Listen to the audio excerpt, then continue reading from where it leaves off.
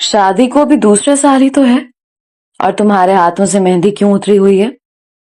कैसी बेरंग और जर्द मेहंदी तुम्हारे हसीन हाथों को धुंधला कर रही है। मेरी जान, क्या तुम्हें पता नहीं है अपने शौहर की छोटी छोटी ख्वाहिशात का?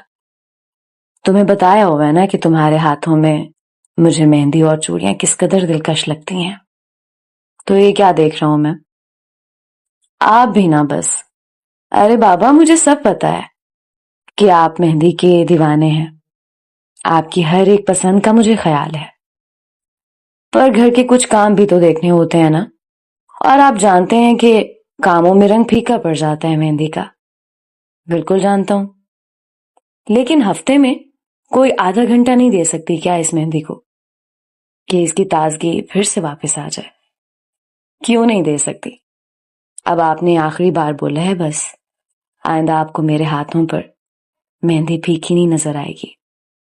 जी जनाब, हर बार आप ऐसे ही बोलती हैं, और अगर दोबारा भूली तो इसकी सजा मिलेगी। अच्छा जी, तो अब आप सजाएं भी देंगे? जी हाँ, सजा ये होगी कि आपको फिर हाथ के साथ साथ पांव पर भी मेहंदी लगवानी होगी। मेरी तौबा, मैं अब मेहंदी को फीका नहीं पड़ने दूंगी।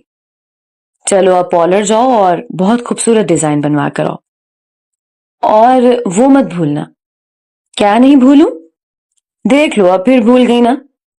अरे बाबा, सब याद है। ऐसा कैसे हो सकता है कि अपने प्यारे शौहर के नाम की मेहंदी लगवाऊं और उनका प्यारा नाम ही भूल जाऊं?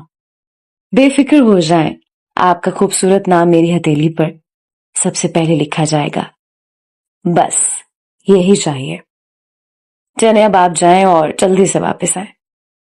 पॉलर पहुंचकर मैंने मेहंदी लगाने वाली को बोला, सुने, सबसे पहले आप मेरे शौहर का नाम लिख दें। पॉलर वाली हंस पड़ी और बोली, मैम मुझे डिजाइन तो सोचने दें और जगह भी देखने दें कि कहाँ लिखूं नाम। हाँ देख लें, और मेरे शौहर का नाम सबसे नुमाया हो। पॉलर वाली हंसने लगी और बहुत खूबसूरत मेहंदी लगाने लगी।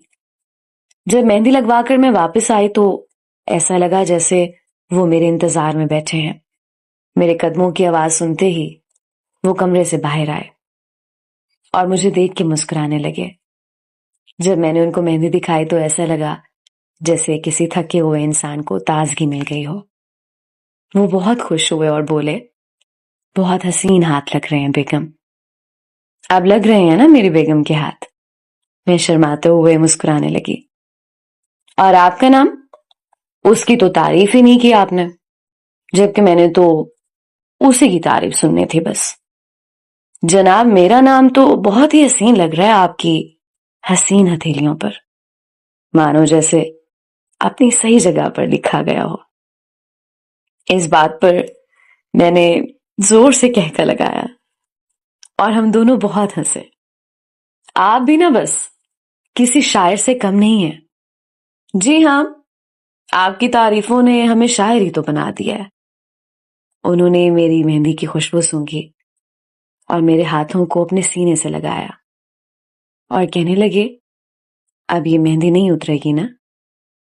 जी हाँ जनाब, अब आपके हाथों को कभी खाली नहीं होने दूंगी।